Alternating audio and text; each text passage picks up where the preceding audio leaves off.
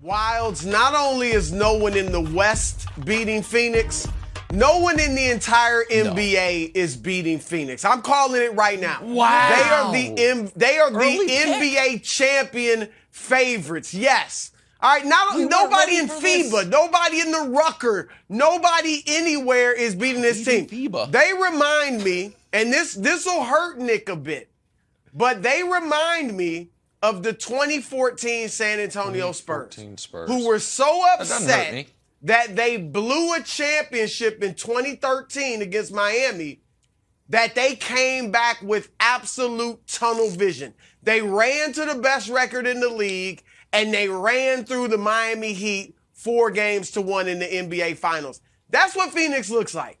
I mean, they are on a mission. Nobody's going to stop them. Look, they got a legit big three that fits together. That's important because some big threes don't fit, as we see with the Lakers. They have a big three where Booker's your scorer, Chris Paul's your orchestrator, and DeAndre Ayton is the big man that mans the paint offensively and defensively. Mikal Bridges, they got great role players that know and like their role. They've got arguably the best coach in Monty Williams, best home record, best road record, best record against teams with winning records by a mile.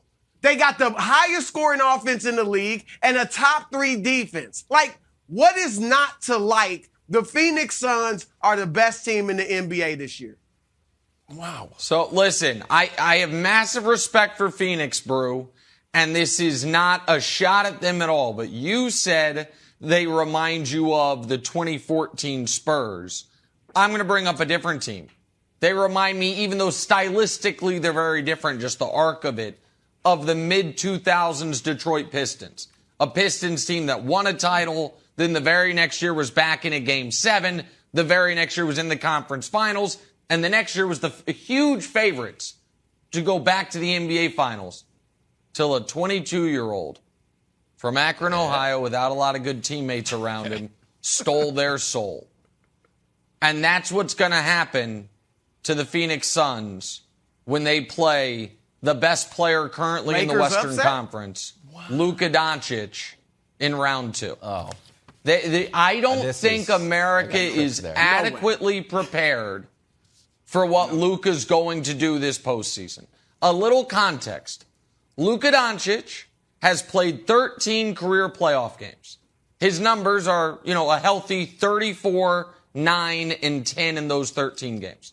He has 5 career 40-point playoff games. That is more than, already, he has more career 40-point playoff games than the Mailman, than Dame Lillard, than Tim Duncan, than Magic Johnson. He has the same number as Larry Bird and Giannis. He's one shy of Steph's career total.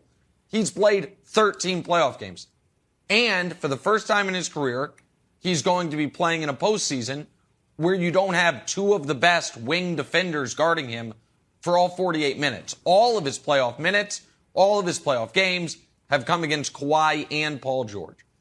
So do I see an arc for a Mavs team that since Christmas has been better against the best teams than any team other than Boston? A Mavs team that since Christmas has the 3rd best record in basketball. That this is going to be the official arrival as, oh my God, is Luka already the best player in basketball? I think that's what the Western Conference playoffs are going to be. Then the actual best player in basketball, Giannis, I think is going to win the title. But it happened around this time for LeBron. Luka's the closest thing we've ever seen to LeBron. I think the Mavs beat the Suns. Right now it'd be round 2. So the Suns are better than a round 2 exit team. But yeah, I think the Mavs are going to beat the Suns Wilds. I do think that if LeBron had the shooters around him that Luka has, that he could do, he still has the ability to do what I think Luka's going to do.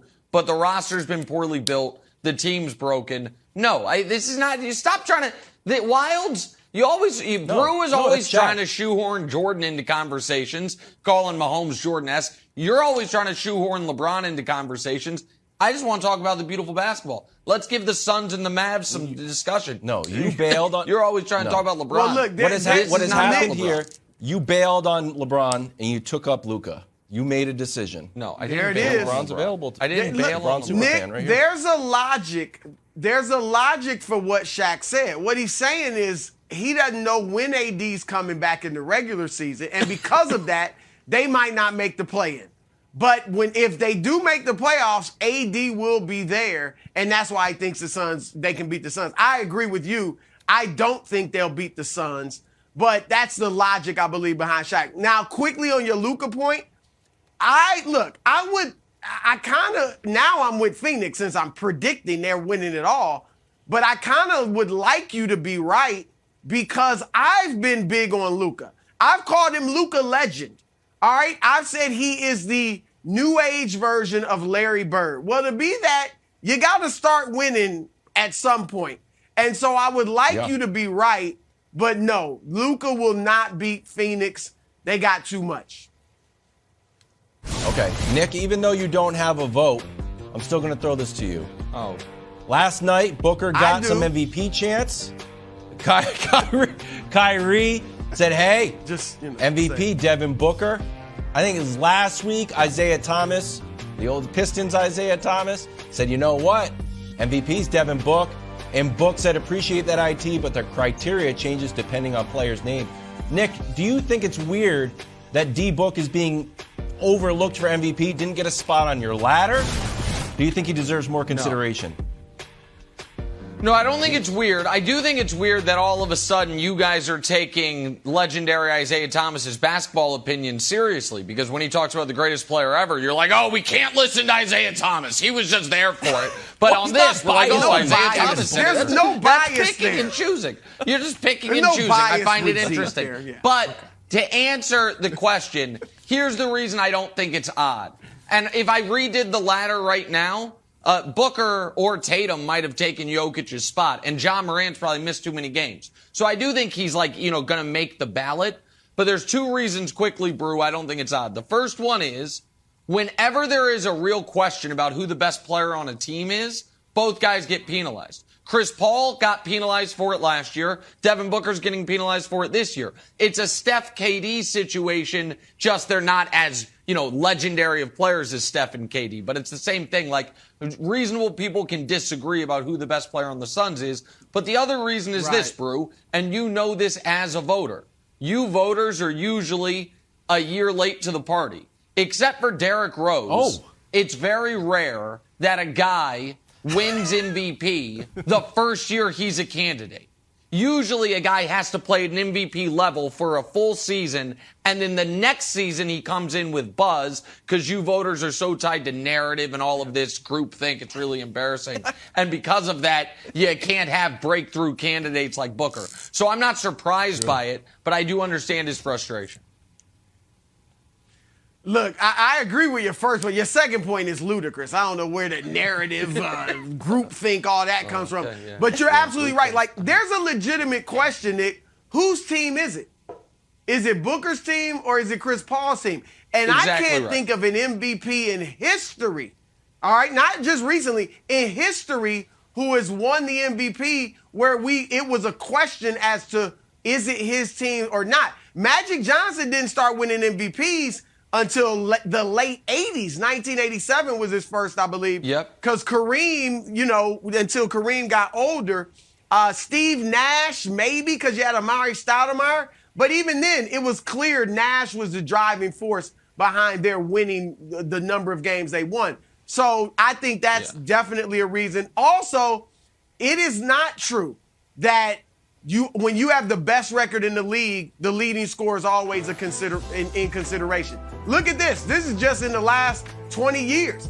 The Pistons, the Bulls, the Spurs team I mentioned in 2014 that won 62 games. They were 12th, Duncan and Parker, and Duncan is a legend. So it's just not true. You do make a good point, Nick, though, about next year I do believe Booker enters the season with people thinking he could, he'll have some buzz for MVP. But one clarification, though, he's not. As far as, I screwed it up and I led you to screw it up, as far as a guy winning MVP or multiple MVPs when there's real discussion about who the most important guy is. I mean, Jordan Pippen, Jordan won a bunch of them. Real discussion. Who was the key Let's call. go. Thanks for watching. Subscribe here to get the latest from the show. Also, be sure to check out more of the best clips from First Things First, or go watch a few segments from our other shows on FS1.